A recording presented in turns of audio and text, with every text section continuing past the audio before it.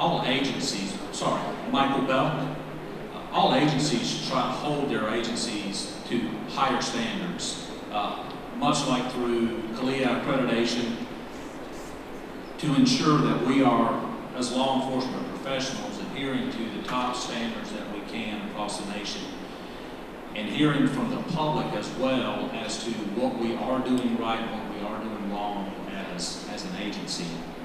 So if we're holding those officers and people under our control within our agency, we are adhering to those high standards. As far as prosecuting officers at a higher standard, I feel that everyone should be prosecuted equally across the justice system. Thank you. Chris Blevins, and I agree, officers should be held to a higher standard. It is a profession that is sought after, and when they do something wrong, then yes, I agree that it all should be even across the board. So I do agree that officers should be held to a higher standard. Heath Clevenger, I do think that yes, they should be held to a higher standard, that integrity and morals are an integral part of being an effective law enforcement officer within the county.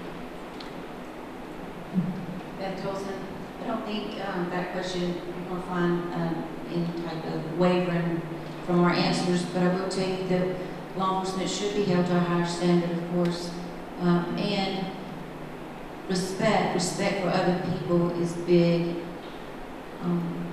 Justice should be blind. Our morals and our integrity should run higher, and it should be across the board with our law enforcement. Absolutely, I agree. Thank you. Apparently this question just came in. Since the presumptive presidential candidate has been found guilty of various crimes, what can we do to make sure election workers are safe? Let's start with you. Stay here. Since the presumptive nominee for the Republican presidential candidate has been convicted of multiple crimes, what can we do to make sure election workers are safe? Yeah, I think the big thing is going to be,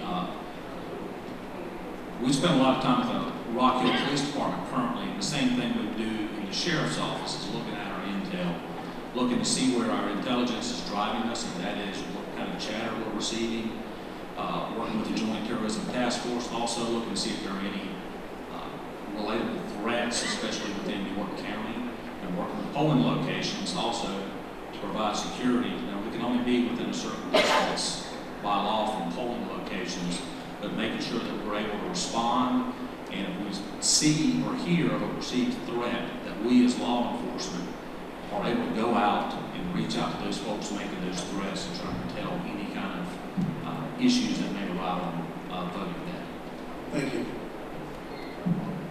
Chris Blevins, just like Mike said, what we'll do is we'll look at the intel and try to get as much information as we can get in when it gets closer to that, and we will just provide extra security in the area of voting polls so that we can have officers' response times cut in half. Heath Clevenger, it's my understanding that the poll workers or the lead poll worker has access to reach out to dispatch in case they do encounter problems and cut down on the response time, or officers respond to any instance that could occur there, and we just have to be prepared for that on election day. Beth Olson, I will make sure that my officers are accessible and that they make rounds and they keep check on those wonderful people that volunteer their time to work in the polls. It's an important position. We want to make sure that they stay safe, and we'll do everything possible that we can to make sure that happens. Thank you. Next question. Have you had to discharge your service weapon? If so, explain. I've never, other than range, of course, I've never discharged. Chris Blevins, and yes, and it's been on several different occasions. It's just something I don't really care to talk about, but honestly, you can go to the internet and read about every time that that's happened in my career. Can you restate the question? I want to make sure I understand. Have you ever had to discharge a service weapon? If so, explain. I've had to discharge my service weapon on 3 separate occasions, but all of them in defense of life. Beth Olson, I never have, and I pray to God I never have to. Okay. Next question. Why should I extend my vote to you? Michael Bell. I've been with the Rocky Police Department for 31 years. I currently serve as the Deputy Chief of Police. The reason to extend your vote is you're looking for someone that can take the office January 1 and run the office on day 1. We've all served as lieutenants. I'm the only candidate that's gone above the rank of lieutenant, where I've had the privilege of serving in various executive roles within the agency. That executive role has given me exposure to budgeting, hiring, and all the ins and outs of government work at that higher level. So just that executive level experience. I'm a veteran, also, and a college graduate. So looking to get in there and have that ability, and I think I've gained that experience with the Rockville Police Department, and I'm ready to serve. Thank you. Chris Blevins. I have 26 years with the Sheriff's Office. I started my career there. I ended my career there, yes, as the rank of a lieutenant. That they called it a district commander because I ran an entire district. Those 26 years, I've held several different jobs throughout the agency. Once I retired, I started running my own business, and I had several of those businesses that I've run, still running today. So I have the business smarts along with the law enforcement. So at the end of the day, I'm honest. I'm just like Mr. Bratton earlier. My phone number's been out there to the voting public, to anybody, since day 1, since I started this journey. So I'm transparent, I'm honest, and I hold a lot in what the community thinks. I believe I'm the best candidate because I've experienced a lot of different critical lessons, and through those experiences, I have led other men in the Sheriff's Office. I have made critical decisions that have found to be good. I have prioritized what needed to be done. I have communicated that effectively, and I've gone back and ensured that each one of those topics were taken care of. And that's what you need from a leader as a sheriff. Started my career in law enforcement in 1992. I have 32 years of experience in. The York County Sheriff's Office is my heart. I was raised in the Sheriff's Office. I raised my children in the Sheriff's Office. I do not want the Sheriff's Office to become a city. We're different. It's different in the county. I am a uniter and I'm not a divider. I'm for all the people. And I want nothing but what is best for the citizens of York County and that York County Sheriff's Office. Those are my people. So, as in the words of Tawana, where'd she go? R-I-P-E, right? And I am right for this position at this time, right now. I have more experience than anybody up here. I'll put the right people in the right places to help make this agency great. My husband's been sheriff for 7.5 years, and my father was sheriff for 20 years. Now let's get that behind us. Think about the history that I have, and the love that I have for that agency is unwavering. Thank you. Next question. What are your thoughts on body cameras? And what are your thoughts on a citizens review board? Michael Bell. So, body-worn camera at Rock Hill Police Department. We're 100% body-worn camera in operation. We've been, even before, there was a lot of funding that went in, federal funding and state funding to make sure that all law enforcement agencies in the state adopted that program, created policy, and put it in use. Our city council was really active in ensuring that we got it even before state funding came into place. So we're one of the first agencies in the county to go to that program. Full implementation, we find that it's been a very effective use for us in law enforcement, as far as not just complaint-based, but criminal prosecution-based as well. So we've gone well beyond the onboard cameras. And we've also jumped into a citizens review board. City of Rock Hill, we adopted, so I'm familiar with the inner workings and the relationships and collaboration with the citizens review board currently at Rock Hill. Chris Blevins, I'm 100% behind body-worn cameras. Back when I was a district commander, the cameras saved a lot of people. It made turned a lot of complaints into non-complaints, and it kept a lot of the officers honest.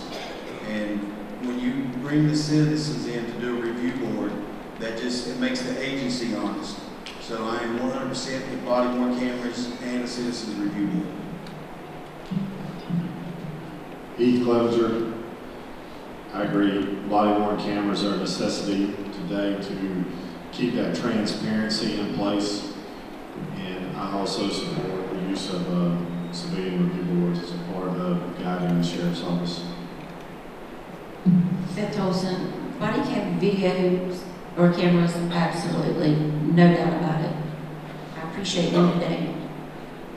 Citizens Review Board have been saying this from day one. Transparency, bringing the community together at a table, collaborating with other people, bringing them in, listening to their, what's going on with them, what they need from us, and us being able to talk back to them. So it's all about collaboration with the community. So since day one, absolutely, I would establish a citizens review committee. Thank you. This is a long question, so please bear with this. If I need to repeat any portions of it, just let me know. Between the years of 2018 and 2024, the population of the county has grown an average of 2.2% a year. During that same period, the York County Sheriff's Office budget has grown over 17%, from $32,759,000 to over $55.5 million.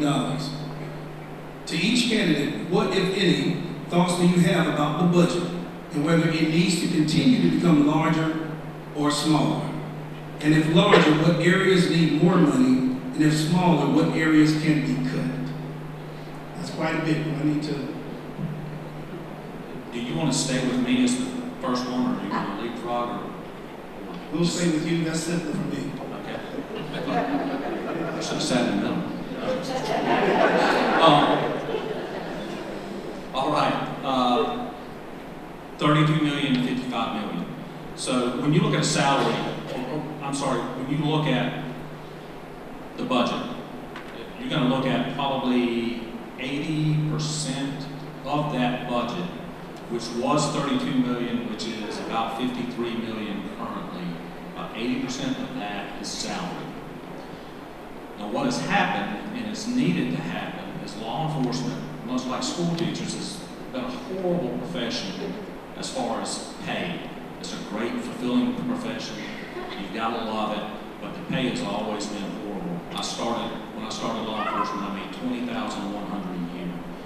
So what has happened is salaries have caught up, and we're slowly trying to compete in competitive salaries. So I think the increase, I can't say 100% of this was all salary based. I can't go back and study. I could go back and study these years and see where it's at. My guess would be the majority is going to be compensation, which is rightfully so. And I would say it's probably going to need to increase over the next few years to remain competitive, to recruit and retain those professionals that work at the York County Sheriff's Office. Thank you. That is correct. And when your budget is eat up mostly by the employees, but you also got to think the sheriff, like y'all said earlier, is over the jail. So you have a good portion of that budget also have to go to the jail. So it will have to increase, just as Belk said, to be able to retain quality people, good quality officers on the road. Because the other agencies that are surrounding us, their salaries are gonna go up, and if we stay at the bottom, then we're gonna start losing to other agencies. So this, you know, as time grows, as the county grows, yes, the budget will have to go up. Heath Clevenger. I think there's a lot more to take in than just the increase in pay for the deputies, because everybody in this room has suffered through the inflation that's happened over the last 5 years. And the sheriff's office suffers through that also with all the materials that they had to buy. I know when I left, the amount of computers and aides that were in the car that need to be there so that deputies can be the most effective they can be greatly increased over when I entered law enforcement, and my car had a radio and a switch for a set of blue lights. And to make the best use of resources and manpower, those electronic aids are also quite expensive too. So I would imagine that the budget is just keeping pace with the needs of the office in the county. Beth Olson, that's absolutely correct. The percentage of the raise was due to, I like to call it investing in our people. Investing in our people, investing in our employees. We have to be competitive. We have to be competitive with our pay raise. The generation today is not like it used to be. It's just not. They chase the dollar. And we have to keep our salaries competitive with other agencies. We're all doing it around the state. So a lot of that budget is because of the pay raises that had to be distributed this past year, not only in enforcement and in detention. And there's about 400 people, a little over 400 people that you're looking at. So that's the majority of where that money went to, investing in our people. Thank you. With the growth of Fort Mill's population, what is your position on the county constructing a Fort Mill booking station or holding facility to keep deputies from having to make trips across the county when each time someone is arrested on the Fort Mill side of the road? You know what? It will be fair to you because everyone else has an opportunity to think about their answers. And so now, I'm loaded. You're ready now, huh? After this question, we'll start on your end and work our way back. Is that about that? Okay. Go ahead.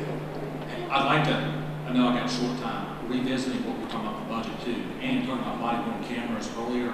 So also with the inception of body-worn cameras, you're looking at about half a million dollars per year just paying for storage data for body-worn cameras. All right, Fort Mill. Yes, I am in favor in Rock Hill, Fort Mill, TKK, and East Side Justice Center for purposes of booking and a temporary holding cell, much like our partners in Charlotte do, where they've got Spectre Drive, they've got different detention centers in and around Charlotte. York County is too big, we're too busy, especially on the east side, to not have that. How we pay for that is much bigger than me at this point, but I would love, and I think it'd be greatly beneficial to all agencies working on the east side of York County. Thank you.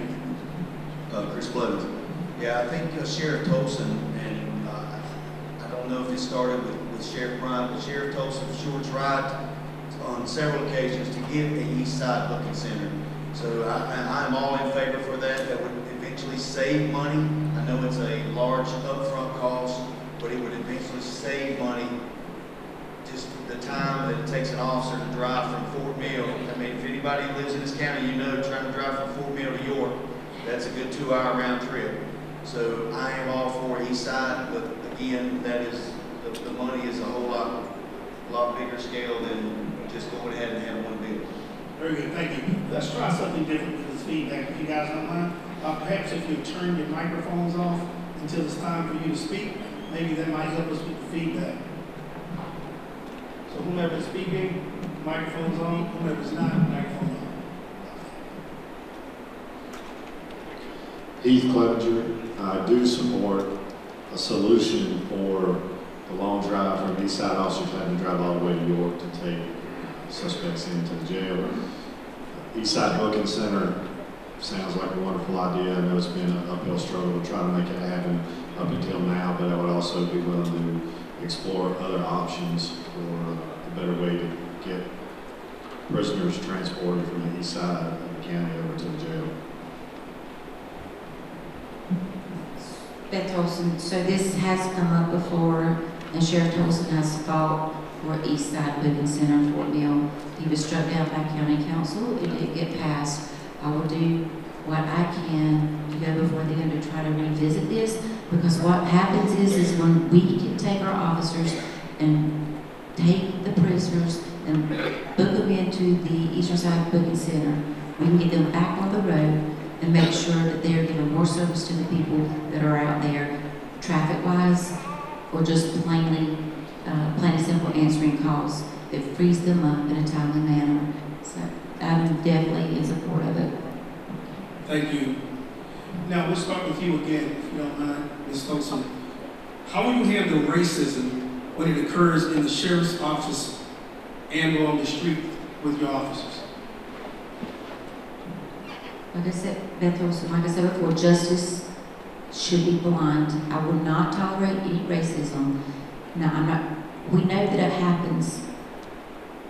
I will not tolerate that in my agency or on these streets. I don't know how else to answer that, but I will not tolerate it.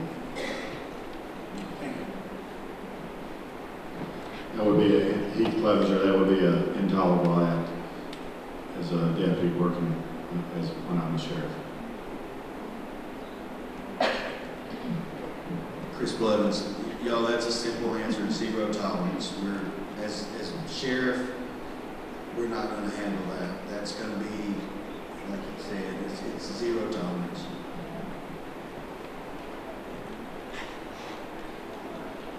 With my experience while at Rock Hill, having the ability to deal with racism, sexism, sexual harassment is something that I think creates or makes that chief administrator, that sheriff, that person that has that knowledge and can work with human resources to separate people that don't need to work for the sheriff's office.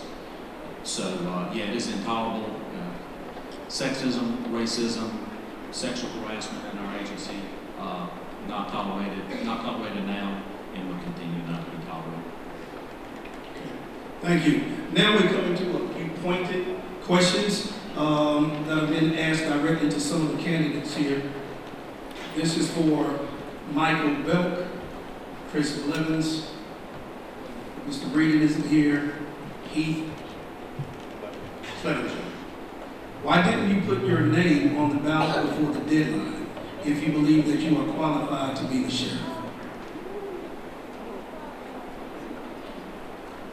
We'll start with you, Clevenger. I had intended to run in 2028 when information I had was that Sheriff Tolson would be running at that point in time. Worked for him. He is a great sheriff. Had a ton of respect for him, and out of that respect, I was not going to run against him. Chris Blevins, same thing. I had a lot of respect for Sheriff Tolson. I actually spoke to Sheriff Tolson prior to all that and told him that I would give him my support if he was running again. He assured me he was. When this GOP opened it back up for whatever reason that was, then I took that as my opportunity, my chance to file a run for sheriff. It's not against anybody up here on this stage. All of us are friends. We all get along right here. So I'm running for my vision. I'm not running against anybody. Michael Belk, I hate to sound like a broken record, but I think, yes, we were all in the same boat. What was a 4-year plan turned into a 60-day plan, and we're soon to be a few days plan getting this done. I never intended on running against Kevin. I supported Kevin. I'm talking about Kevin Tolson as sheriff. Felt Kevin did a great job as sheriff. I voted for him. I fully intended on voting for him again.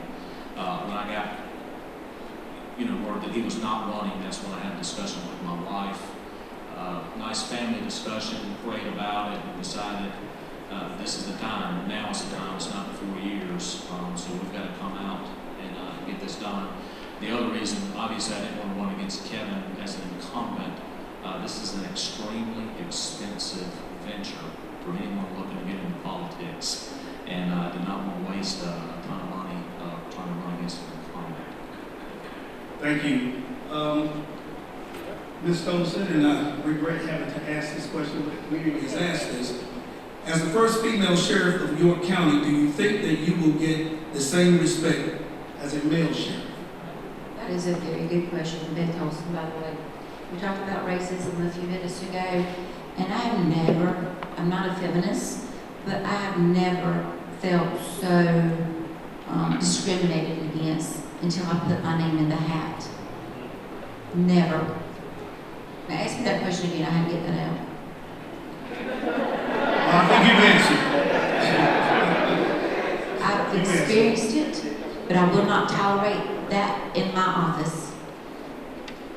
And if it happens, I will address it. And I will know from going forward how it feels to be discriminated against. Thank you. Thank you. Next question is from Michael Belt and Chris Blevins. How do you train your deputies to refrain from excessive force or violence during interactions with the public? Mr. Blevins. All of that will be done in-house training. And I can tell you from my own experience, when you're faced with something like that, the training at the sheriff's office is second to none in any agency in the state. And your training does take over, and you will act appropriately. If you are found to act inappropriately, it'll be the same thing, zero tolerance for that, and then you will have disciplinary actions brought against you. And with my experience, what we've done, we started a lot of de-escalation training at the Rock Hill Police Department. The Sheriff's Office has followed suit as well, and it's kind of running across the state. Not that Rock Hill started it, went across the state, let me clarify that. Is being in those violent or potentially violent situations and having the ability for the officer to take a breath and maybe find a de-escalating way to remedy the situation. Trying to prevail, keep the calmer, the cooler head in a situation. Doesn't work all the time, and also dealing with mental health that we're kind of running across a lot now all over the county, is being able to de-escalate and working with Catawba Mental Health. That is in NAMI, that is coming to us and training for us also. It's not just de-escalating a normal call, it's also having the ability to de-escalate what could be a mental health crisis and to work with those partners as well.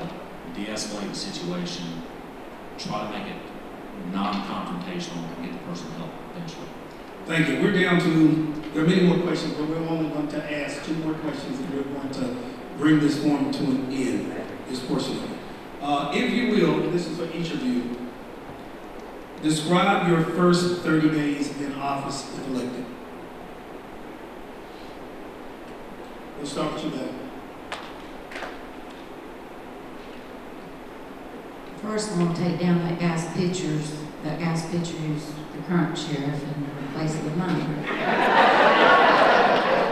So, yes. So, I'm going to sit down and meet with staff there. I'm going to sit down and make sure that I get to know those folks. I know them well. Well, I don't know all of them well. We got so many new officers. I want to sit down with each and every one of them and talk to them and hear from them on what they want to see with the York County Sheriff's Office, what kind of improvements we can make. I don't think it's right to go in there and just start bam, changing things, right? It's a great office. It is an amazing office. When I go in, it's going to be better. But I want to sit down and, again, sit down at the table, talking to people, talking to those folks. Not only this, I don't want to exclude them, but law enforcement side too. Sit down with everybody in that 10 agency. seconds, please. Sit down with everybody in that agency and just get to know them and let them get to know me. Thank you. Heath Clevenger. The Sheriff's Office is a good office. But in the first 30 days, I would sit down and, not necessarily sit down, but I would get with everybody and communicate my vision for the sheriff's office. I will be sure that it was communicated effectively from the top all the way down to the bottom so everybody knows what to expect.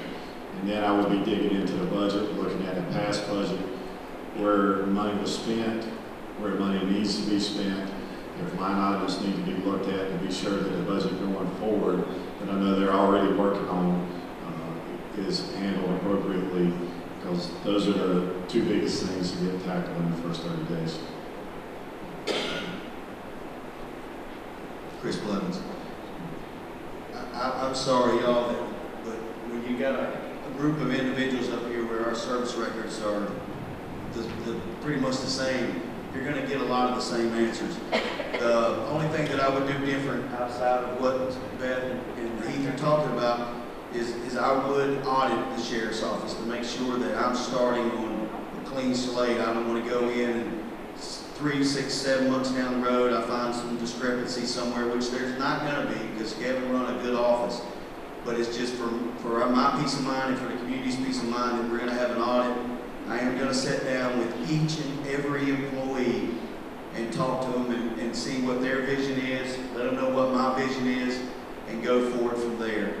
So, and we're going to check the budget and see where we can cut to supplement with some grants to try to ease the pain of the budget. So that's my first 30 days.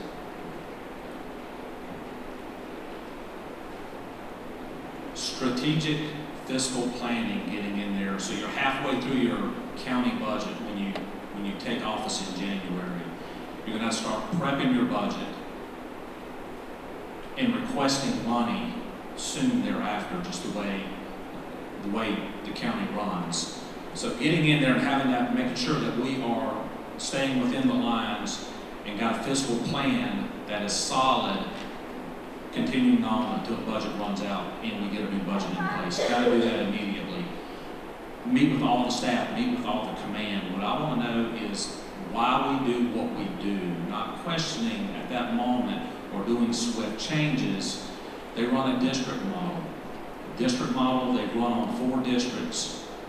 As long as I can remember, it's a solid plan, but as the population of York County has grown, is it still the same? Is it still a great plan? It may be. That is one of the things that I want to explore, and that is meeting with folks and learning how we police at the sheriff's office. I would like to say or end with, going into that office, I owe no one, and I have no axe to grind with anyone at the sheriff's office, internal or external. So going in there with a clean slate. Very good, thank you. This will be the last question of the evening. Obviously, there's a majority African American population here tonight. So the last question fittingly will be, why should the Black community trust your policing, and what one specific thing will you do to build bridges with the Black community? Let's start with Clevenger. I think he has the first one. Can I get you, it's a 2-part question, so I just want to be sure I get, could you repeat it again, please? Why should the Black community trust your policing? And what one specific thing will you do to build bridges with the Black community?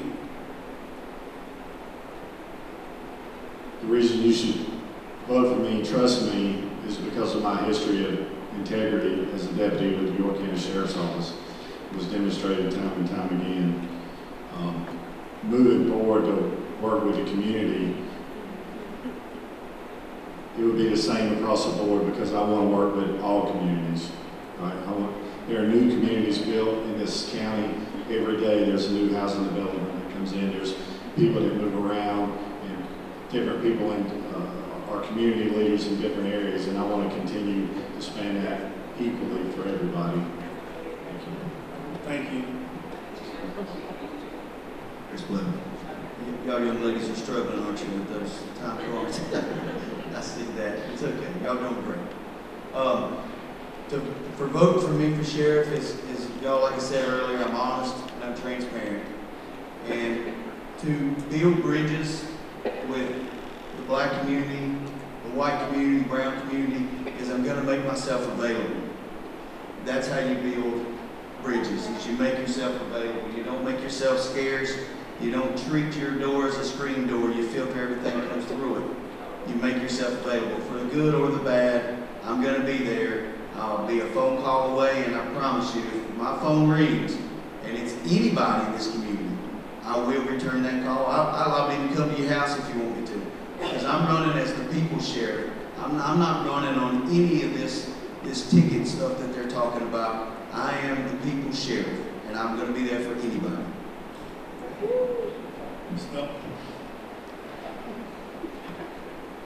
Well, you were friends.